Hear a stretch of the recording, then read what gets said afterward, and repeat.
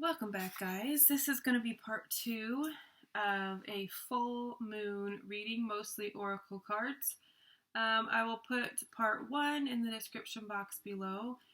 Watch that first. This is going to be the tail end of it, as I had a little bit of an interruption.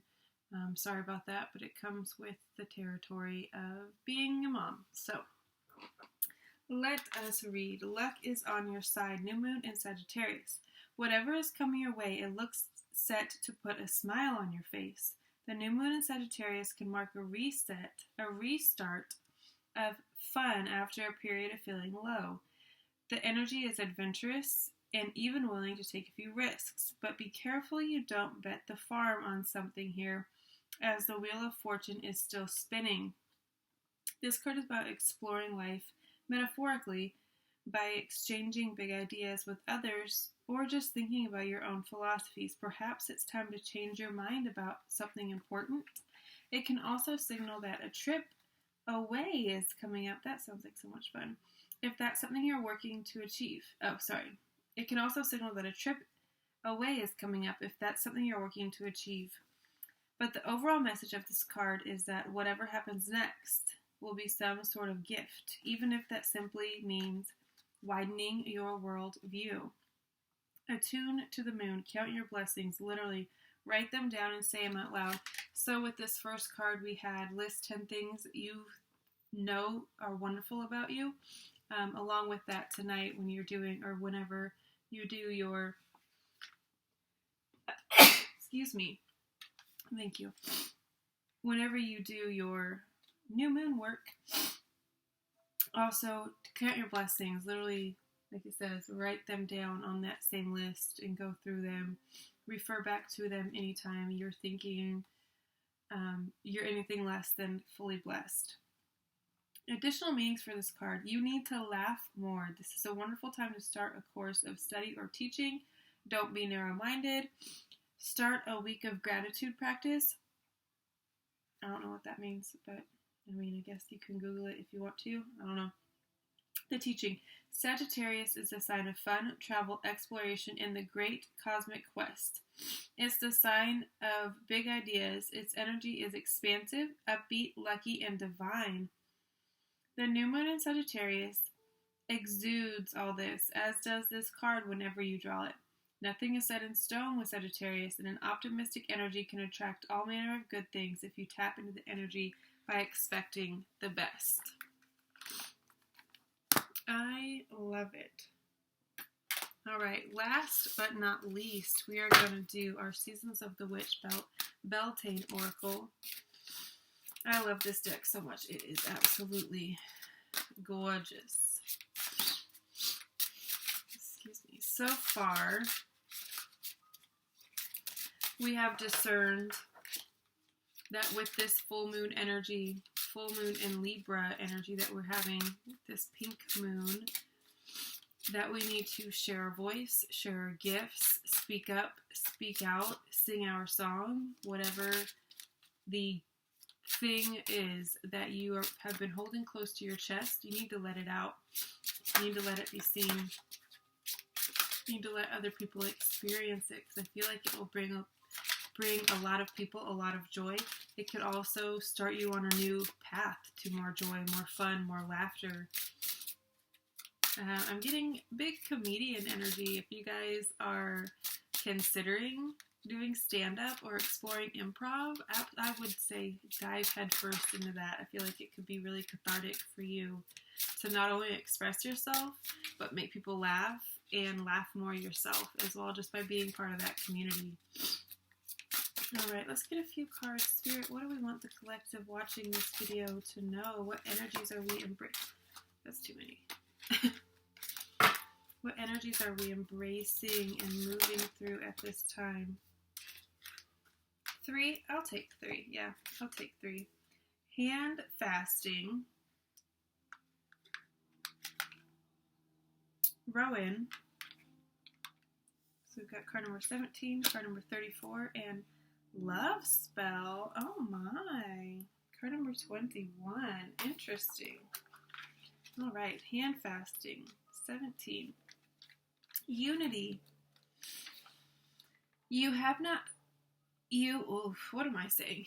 You do not have to go it alone, Sacred One, as help and support are available to you. There are people in your orbit who wish to be part of your sacred journey. It can feel as though you are taking a risk trusting anyone else with the most important parts of your life. This is true, but partnerships have the potential to transform into lifelong systems of support and joy if you let them. You have pulled hand fastings because your situation requires the help of another. If you are struggling in your business or career, consider finding a business partner with the skills you lack. If you're struggling to complete a project on your own, seek a guide or mentor who can teach you the methods so you don't have to waste your time. If you're struggling to make ends meet, consider asking loved ones for a little bit of help. There is no shame in seeking a helping hand, especially from those who are already devoted to you. This is what partnerships are about. They are a give and take without keeping score.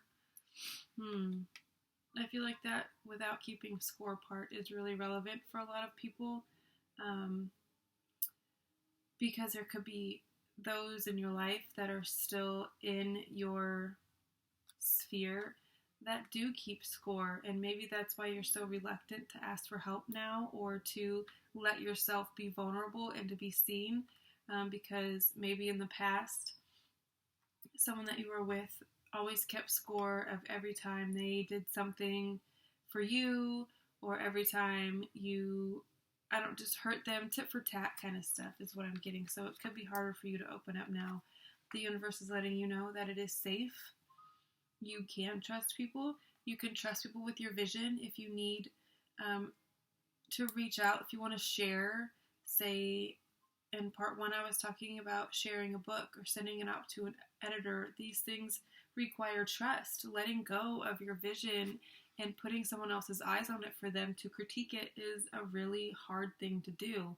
But I feel like the people in your life are very trustworthy, and at some point we have to open up and let people in, because there is absolutely no way for us to do all of the things, and especially to the magnitude I feel like you guys are wanting to get, it's going to take outside support and outside help. All right, let's do Love Spell next, because it is the next card. Card number 21. Intention. All spells should be approached with clarity and an understanding of the outcome you are seeking. Love Spell guides you to find a deeper understanding of your ethos and your guiding beliefs. What do you truly want out of life? What do you need to feel whole and fulfilled? What causes your heart to swell in the depths of love? Knowing what you need is the first step towards embracing it. The universe is ready and willing to fulfill your dreams, but before it can do so, it needs to know without a doubt what those dreams are. Pulling Love Spell means you are ready to establish your system of beliefs, which came up with this card, that's interesting, and your sacred principles that will define all of your choices moving forward. If you're asking about love, then this card guides you to be clear about the type of love you're seeking. If your question is about success, this card urges you to seek clarity about what success means to you. Whatever your question at this time, pulling this card is an invitation to gain a better understanding of yourself and your intentions. I feel like that is also some good moon work to engage in and embrace during this full moon. What your intentions, even just within this life, what you're wanting from your life, what your work looks like, just really defining these things and getting really clear on what you want out of this life this go round. I feel like it's going to be really important. It could be life-changing as well, just to give you, I personally feel like anytime we're operating from a space of clarity and we have a plan, it makes decision-making a lot easier, because anything that diverts from that plan or takes us off course or is out of alignment with that plan, it's very easy to identify and to not go down that path and to nix those things that are not in alignment. Here we are. This, I accidentally knocked it off the deck, and this is the card that fell. Earlier in part 1, I was talking, we got beaver and oyster, and the golden egg that came out, and these two gave me very big yoni energy. And now that I'm saying it again with the golden egg, this could literally be a yoni egg. If you have a yoni, obviously this applies for you. If you don't, let it fly, whatever. You might be called to explore yourself a little bit more. This could also be someone who has been entertaining the idea of an OnlyFans type career. I feel like Spirit is in support of that, as odd and specific as that sounds. Needed to say that. Alright, let's get Rowan, our last card number 34. I like that these are in alphabetical order because it makes it so easy to find them. Protection. With success also comes envy, and, sad as it may be, there are those who will seek to possess what you have. This is true even if you do not feel particularly successful. There are those around you who believe you are better or smarter or have something they do not. The good news about pulling Rowan is that you are protected and safe from any forces wishing to move against you. Those who are seeking to bring you harm do not have what it takes to defeat you. Yes, you may need to defend yourself, but you have worked hard for what you have, and you are more than capable of standing your ground. Push back against any adversity, knowing that you are supported by the universe in your fight. All will be well, and while it may be challenging, you'll emerge from the struggle unharmed. The Rowan card can also mean a new challenge is upon you if you are not currently facing any obstacles. There might be a delay in a project or an unexpected problem, or new competition may suddenly emerge. Interesting. I feel like that kind of plays into trusting.